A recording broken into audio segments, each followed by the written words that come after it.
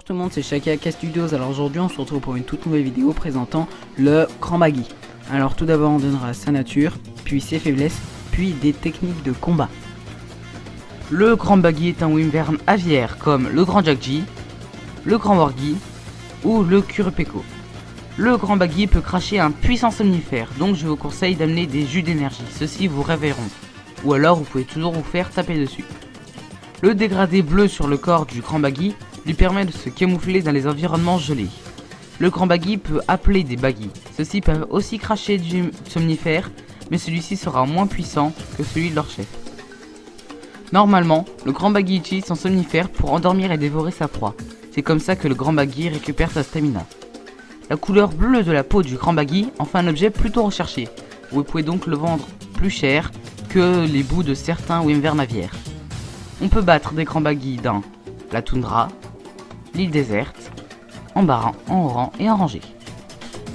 Alors le Grand Baggy il est généralement plus faible au feu. Pour les armes à tranchant, à impact et pour les armes à balles, que ce soit la tête ou le corps, son point faible c'est la tête. Pour les différents types d'armes et aussi pour les différents éléments. Donc d'ailleurs c'est le feu, donc à la tête et au corps où il est le plus sensible. Il a une faiblesse plutôt prononcée mais quand même moins que le feu pour l'eau et la foudre. Il ne craint ni la glace ni le dragon. Le poison, le sommeil, la paralysie, la poisse sont très peu efficaces. Vraiment il ne faut même pas insister là-dessus.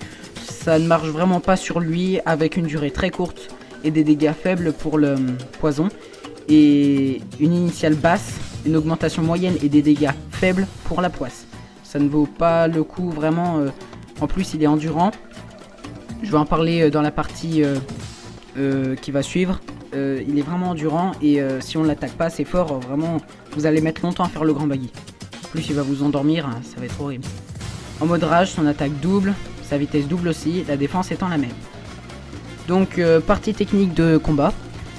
Pour les armes à tranchant et à impact, un bon endroit serait de se mettre juste sous le cou du Grand Baggy, en fait devant lui pour pouvoir lui taper la tête.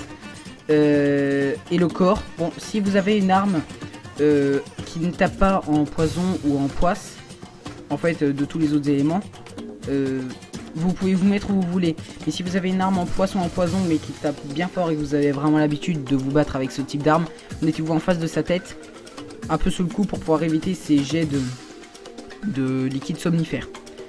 Voilà. C'est déjà la fin, n'oubliez pas de liker et de vous abonner et n'hésitez pas à lâcher des commentaires. Bonne chasse à tous.